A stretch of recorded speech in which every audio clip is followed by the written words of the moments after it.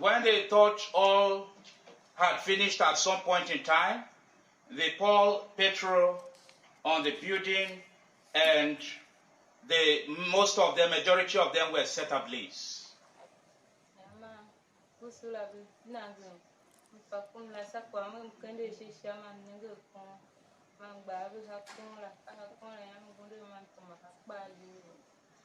That in the course of this action, she saw a tree up when she lifted up her eyes, and she raised her head on the tree, climbed up where she was able to heat herself.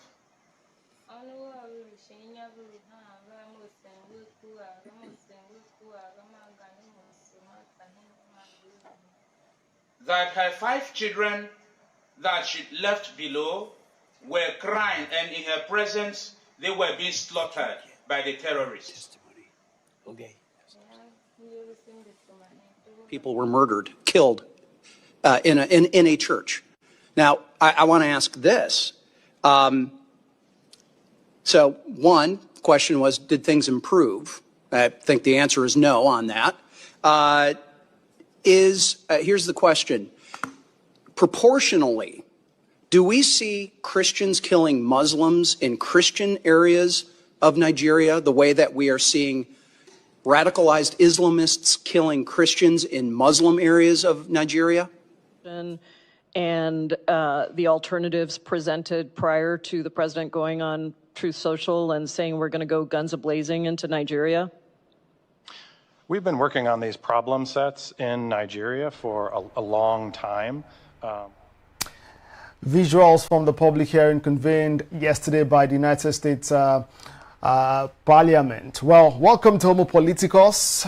This is Enterprise Television. Today on the broadcast, we zero in on a major international development. That's public hearing convened by the United States House of Representatives, Foreign Affairs Subcommittee in Africa, focusing squarely on religious persecution in Nigeria. The hearing, titled Conflict and Persecution in Nigeria, the case for a CPC designation, has profound implications, not just for Nigeria, but for United States-Africa relations. And the subcommittee chaired by Congressman Chris Smith opened the hearing with a forceful address, calling this moment a serious, well-founded wake-up call. Now, the central question before the lawmakers is simple, maybe not simple, not so simple. Should Nigeria be redesignated as a country of particular concern, tagged CPC, under United States religious freedom law? That label, the country of particular concern, if applied, could trigger a series of restrictive diplomatic and economic measures. This isn't the subcommittee's first time examining Nigeria. In March 2025, they held a hearing on exactly this topic, citing decades of violence, kidnappings, and mass displacement against Christian communities in parts of Nigeria. Well, among the witnesses yesterday during the hearing were Bishop Wilfred Anagbe of Makurdi, who has survived and spoken fiercely about these attacks. Nina Shea, too, a senior fellow at the Hudson Institute Center for Religious Freedom, and Oge Unubogu, director of the Africa program at the Wilson Center. Of course, played you a clip of a victim of the recent Yewada attack in Benue State, where where we saw the massacre of over 200 residents there in Benue. Well, United States lawmakers are expected to press for more than symbolic statements. They're pushing for targeted sanctions, humanitarian interventions, or possibly even a re-evaluation of United States-Nigeria relations, depending on how credible the evidence of persecution is judged to be. On the Nigerian side, the stakes too quite high. President Bola Tinubu has already rejected the CPC designation, saying that mischaracterizes the country's commitment to religious freedom? Well, today on the broadcast, we're posing tough questions, very urgent questions, especially in the face of disturbing security challenges in the country. Just today, we witnessed another kidnapping. Well, you probably have followed the news ahead of the Kwara situation, head of the kidnap of 25 female students in Kebbi State. The president has deployed 900 troops there. Well, he has since sent the vice president there as well. He went there, commiserated with the people of Kebbi, returned to the Federal Capital Territory to brief the president. But now the president has sent the Minister of State for Defense, Bello Matawali, former governor who reportedly handled something similar in terms of kidnapping and rescue of schoolgirls. Well, he's been sent there now. Well, again, the tough questions today on the broadcast. How might this reshape Nigeria's foreign policy and internal security? And what would this hearing mean for Nigerians? To help make sense of this today, Homo Politicus is Evans Ufeli, a constitutional lawyer. He joins me virtually on the conversation. Many thanks for joining me today. Very well. Thank you. Appreciate your time. Well, again, welcome to Homo Politicus.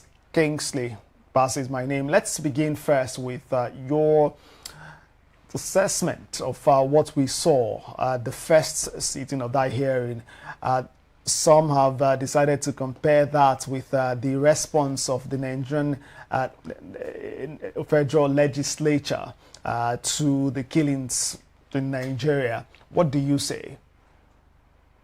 Well, I like the way America has taken it to Congress. Of course, President Trump cannot just step into Nigeria, gun a-blazing, without approval of Congress. Okay, now Congress is dealing with the issue from the standpoint of law. Okay, and if you look at it, the spread, the thoughtfulness, and the quality legislative time invested in the conversation would tell you that they are being thorough. They are looking at not just the economic implication for Nigeria, but for America inclusive, and other implications, both environmental and human implication of the considerations before the table and the practical assessment of the issue under reference. Now, if you look at the leader of the committee, the quality of thought being espoused there, one of the questions being asked is, if you say it's not Christian genocide, it's not killing of Christians and all that, can you also expatiate whether as Christians are being killed in the northern area and in the Muslim-dominated area, are Muslims also being killed by Christians in Christian-dominated area? That's one very critical, intelligent question that have not been answered by any of these persons who are living in denial. Okay? The U.S. Congress is divided as we speak. It's divided as we speak. But from the quantum and totality of thought put together, many of the congressmen are of the view that there's a genocide. Yeah. Okay. And that is intolerable. That will not be tolerated by the United States government. And so they are benchmarking the action of the Nigerian government that have been complicit, lackadaisical, and indifferent about the issue, benchmarking it with the Holocaust, the genocidal effects, the implication the world over, and the Islamic jihadist revivalist movement that is unacceptable because it's terroristic. It's an attack against humanity, not just Christians, And the effect of that is that if the entire world look the other way, it therefore means that someday they might as well wipe out the entire Christian race. God forbid. But what does this mean, actually, when a foreign legislature, particularly the United States Congress, decides to open an inquiry into allegations of religious persecution in another sovereign nation? It is not illegal. They have a law, okay? That law, you cited it, has to do with religious... you cited that law. I can't really remember the full name of that law. I've read part of it. The fact that that law exists and the fact that Nigeria and America have a lot of bilateral, unilateral, and a lot of trade relationship. Other than trade relationship, they also have human relationships.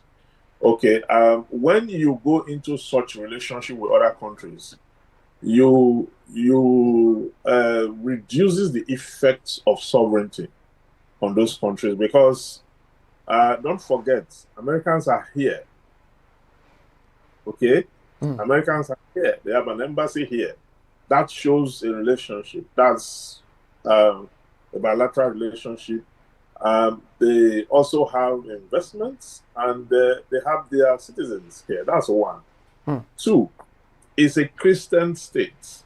It's a Christian state. By that law, they are expected by that law to respond to anywhere Christians are being dealt with all over the world. Okay, it's a religious legislation. And they cannot sit and just, even most of them in Congress, are not Christians. Some are just free thinkers. They are just different variation of people. One of the journalists that raised the issue, that first raised the issue earlier on, stated it clearly that it's not even a Christian, but he's looking at what is going on and is discussing this dispassionately. So you don't have to be a Christian to respond to the call for the preservation of humanity. You don't have to. Where there is injustice, killings needlessly that affect the soul of humanity, there is always a need to, lend your voice to the issue. Now, the painful thing about it is that the US is talking today, discussing this in Parliament today, because the Nigerian government have failed to act. Because Nigerian government is the first respondent to, issues like this that affects Nigerians directly. They are supposed to be the first respondent. But when the first respondent abdicates his responsibility, when the first respondent is now, is in dereliction of its duty under the law to so act, then an external body that is concerned, that have a law that relate to that issue, will respond, okay, in the face of indifference. Okay? So that is exactly what it is. It does not encroach on sovereignty. Okay. You talk about sovereignty. Sovereignty determines democracy. What is sovereignty when sovereignty belongs to the people? That's what the Constitution says. Constitution says, Section 14, that sovereignty belongs to the people. When the people are killed, where is sovereignty? What is sovereignty if the people have been wiped off? It then belongs to who? Well, let's talk then about some of these testimonies put forward by both lawmakers from the United States and indeed some Nigerians. We started the conversation on the program showing clips of a victim of the Yewada attack back in July, and it's such a touching story for a mother who carried different kids, 5 different kids for 9 different months. Watch herself breastfeed them, watch herself feed them to grow, and then had to watch them slaughtered, massacred in broad daylight before her very sight. Now, if this religious persecution is proven or strongly suggested, based on these testimonies, not just of this victim from Benue, but other persons who have been, making submissions. What then, from your point of view, are the legal implications for the Nigerian government domestically? Well, the legal implication for the Nigerian government domestically is that the government have failed in its responsibility to protect the people. The government responsibility is to provide protection for the people. Okay? That is its first responsibility. And if it's unable to provide security for its people, it has failed in that regard. Okay, this woman under reference is just one among many persons or many women and children that have been ungodly put in situations where their life have been snipped out of them. And the government, not only that the government is in dereliction of our duties, it has not made attempts, not one, to secure the life of those left. That's a painful thing. Okay, now they have attacked, now they have taken the lives of thousands. It has not put anything in place to preserve the lives of the people left. That is what is worrisome. And that is what the American government is saying, that it can't sit and then watch this level of, this level of killings and this level of lack of care for the citizens or protection of the citizens of a sovereign nation. You see, the reason you are called a sovereign nation is under the presumption that you are able to protect the lives and properties of citizens. That's why you are called a sovereign nation. You are called a sovereign nation not just because you can ward off internal and external aggression, or you have a right to be left alone with your problem. No. Even the United Nations send soldiers for peacekeeping missions? Peacekeeping mission across the world. Because any country that is signed to the UN, signed to that charter to be protected. First of all, it's even the United Nations that guaranteed whether you are a country or not.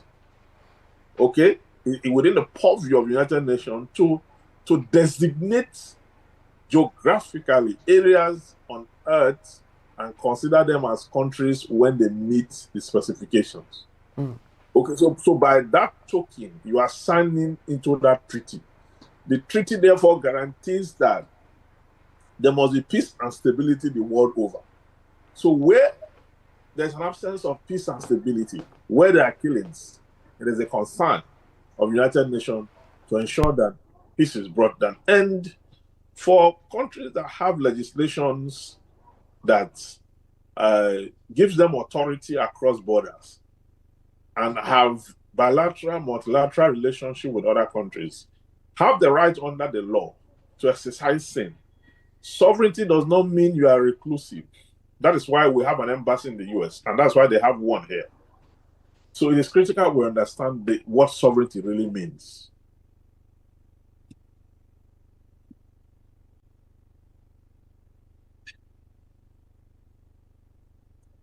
I can't hear you. I didn't get that at all. I didn't hear that.